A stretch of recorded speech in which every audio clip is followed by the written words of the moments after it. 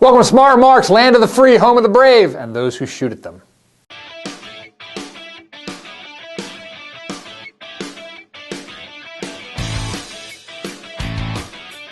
So I'm at the gym this morning and overheard a conversation in the wake of our latest mass shooting I thought was pretty interesting, pretty typical.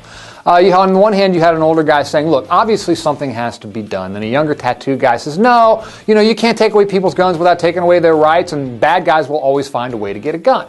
The older guy says, well, what if it was one of your kids killed in a mass shooting like the one at the Washington Navy Yard? And the younger guy says, I like to think that even if it were my kid killed, I'd still support gun rights. I'd blame the shooter, not the gun. And I thought, this is totally typical of where we're at as a country on the issue of gun control, which is to say, nowhere. It's the same old arguments. It's the same old thing. We're talking past one another.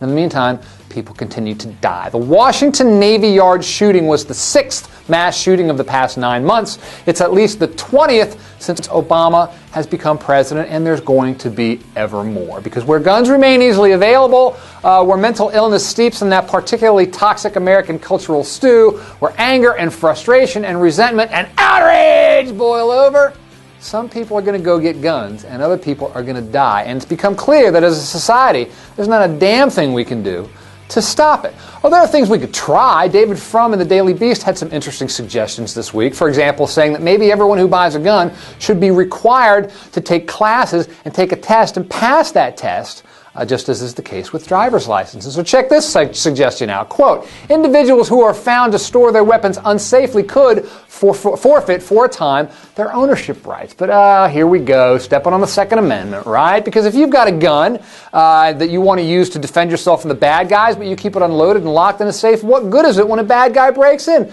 No, you need to have it loaded and in your nightstand where your little 4-year-old nephew could find it and blow his brains out, as so often happens in the good old US of A. And I gotta say, there's no guarantee that new laws would prevent mass shootings, but most rational, successful societies would at least attempt some sort of compromise solution if there was a chance that it might have an effect.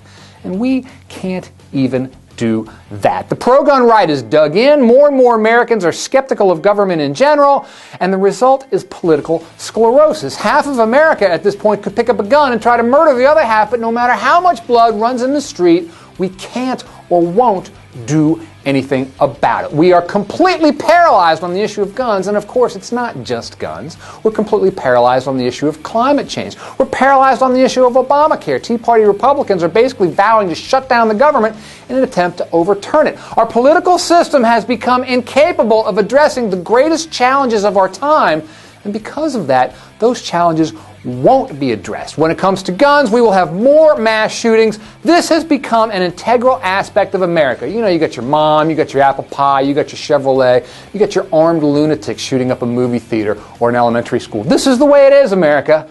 And we should be so proud, don't you think? I like to think with every new mass shooting, I think this is the time when people are going to understand there's a need to do something. This is the time when the guys in the gym can come together and say, look, we have to have some sort of compromise. It hasn't happened yet, and I'm beginning to think it never will.